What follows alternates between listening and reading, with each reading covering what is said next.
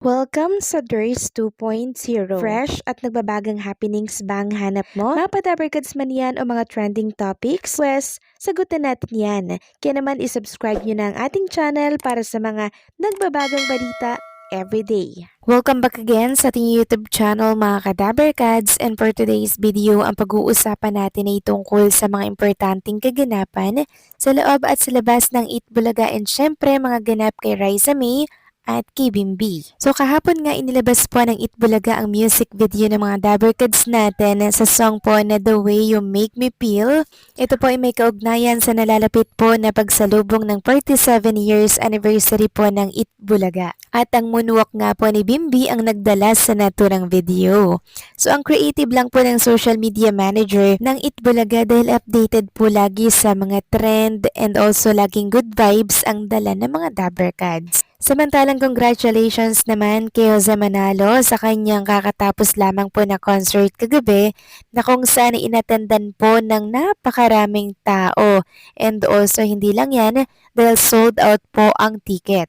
Ayun nga sa post, Sunday night hit different. Jose Manalo has the house absolutely jam-packed with laughter echoing from every corner. Thank you for making tonight another unforgettable sold-out experience. Let the good times roll. At sa mga nagtatanong naman po kung pumunta ba si Bimbi and Raisa May sa concert ni Jose Manalo kagabi, so si Raisa mukhang hindi po nakapunta.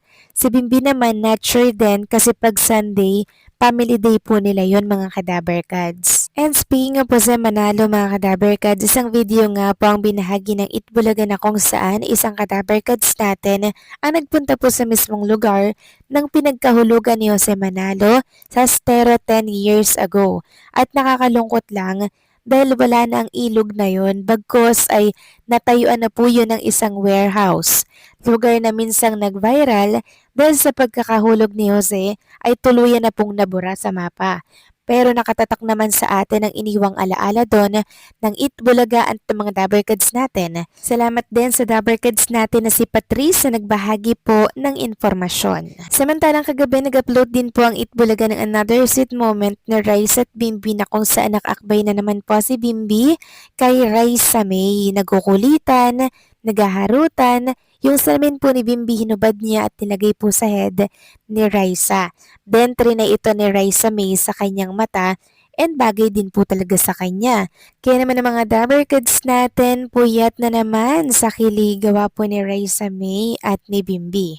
Samantalang Raisa at Bimbi posible daw pong magkatuluyan. Ayon kasi dito sa lumabas na balita, marami ang nagtatanong kung posible nga bang magkatuluyan sina Bimbi Aquino at Raisa May Dizon matapos ang mga viral nilang eksena sa Itbulaga at iba pa nilang public appearances. Sa tuwing magkasama sila, mabilis mapansin ng mga manonood ang kanilang natural na kulitan, magaan na usapan at pagiging komportable sa isa't isa. Dahil dito, hindi nawala ang mga espekulasyon na baka may mas espesyal na namamagitan sa kanilang dalawa.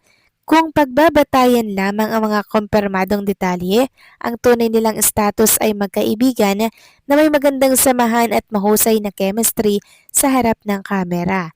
Ang posibilidad na magkatuluyan sila sa hinaharap ay nananatiling isang haka-haka at walang opisyal na basihan sa ngayon. Ang tanging malinaw at patuloy silang nagbibigay ng saya sa maraming manonood sa bawat pagkakataong magkasama sila. At iyon ang pangunahing dahilan kung bakit hindi humuhupa ang interes ng publiko sa kanilang tambalan. Samantalang isang picture naman po ni Bimbi Aquino ang lumabas sa mundo po ng social media. At ito po yung pinakita ni Jack Salvador sa kanyang naging live. Dala-dala niya po yung picture ni Raisa May Dizon, yung nilalagay po sa resume mga kadabarkads. Pero ang laki po nito, halos isang buong bond paper ata to or mas malaki pa po doon. Sobrang laki po dyan mga kadabarkads ng picture ni Raisa May. Ayon nga dito, protect Bimb at all costs. Sa mga nagmamahal sa kanya, Raisa, sana ganun din sa mga mahal niya sa paligid kasi pareho po silang mga mababait na bata. Spread love not hate, ignore mga negatron, good vibes lang para happy ang lahat. Samantalang another revelation kay Bimbi nilabas po ng isang netizen. Ayon nga sa kanya, Now I'm a fan of Bimbi, sobrang bait in person at ang galang na bata to.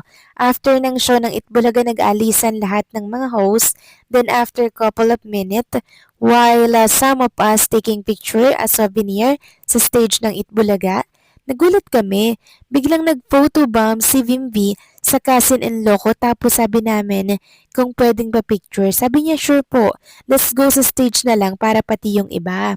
Kudos to Miss Grace Aquino, ang galing ng pagpapalaki niya kay Bimbi.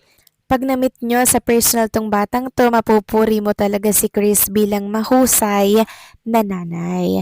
So correct mga kadaberkads, kasi kahit mula po sa mayamang pamilya si Bimbi, sobrang galing niya talagang makibagay at makisama po sa mga taong nakapaligid po sa kanya.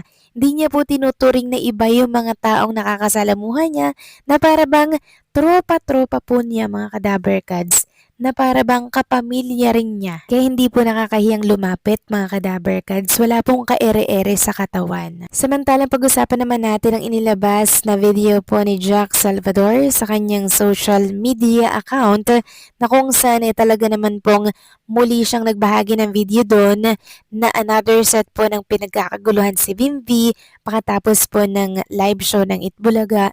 Sobrang dami po talaga nagpapapicture kay Bimbi, mga seniors po yun mga kadaberkads. At alam nyo si Bimbi, hindi po siya nasasawa na i-accommodate po yung mga fans na lumalapit po sa kanya kahit sobrang dami. Talagang siya po yung kumukuha ng cellphone para siya po yung mag-selfie kasi mataas po na bata itong si Bimbi eh. So siya po yung laging pinagkakaguluhan sa Itbulaga studio mga kadaberkads. Kaya yung mga tao din eh, tuwang-tuwang lumapit sa kanya kasi si Bimbi po hindi nakakahiyang lapitan. Wala kasing kaere-ere, down to earth, and talagang maganda po yung palaki sa kanya ni Miss Grace Aquino. And sa video na yon may nakita nga po tayong isang beauty queen or basta yung pumunta po nung nakaraan sa Itbulaga. So nagpa-picture din po siya kaya Bimbi, ayan ilalagay ko na lamang po sa mga screen po ninyo mga kadaberkads. At alam nyo ba, pansin po ng mga daberkads natin at maybe fans yung kamay po dito ni Bimbi. Talagang hindi po humawak eh, nakaganon lang po mga kadaberkads.